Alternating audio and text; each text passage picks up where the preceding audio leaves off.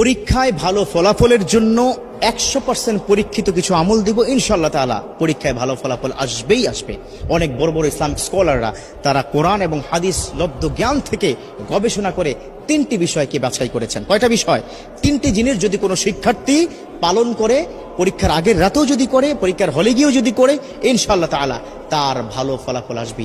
দেখো, প্রত্যেকটা স্টুডেন্টের স্বপ্ন সে খুব ভালো রেজাল্ট করবে, ঠিক কিনা? আছে না? এই যে যুবক বন্ধুরা, স্বপ্ন আছে না? আছে। বর্তমান কিন্তু আমাদের পরীক্ষা চলছে, আলহামদুলিল্লাহ। আমাদের কারো সন্তান, কারো ভাই বোন, আমাদের পরীক্ষা চলতেছে। বাচ্চাদেরকে আজকে গিয়েই এই ট্রিটমেন্টটা দিবেন।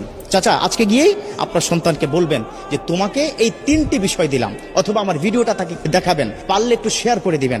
কারণ এই ভিডিও শেয়ারের মাধ্যমে যদি কোনো শিক্ষার্থী বন্ধু তারা যদি এই আমলটা করতে পারে, তাদের পরীক্ষা যখন ভালো ফলাফল হবে, ওই একটা ছোট্ট শেয়ারের কারণে আপনার আমল নামায় কিন্তু আল্লাহ পাক সওয়াব লিখতেই থাকবে। সুবহানাল্লাহ। কয়টা বিষয় বললাম? 3টা বিষয়।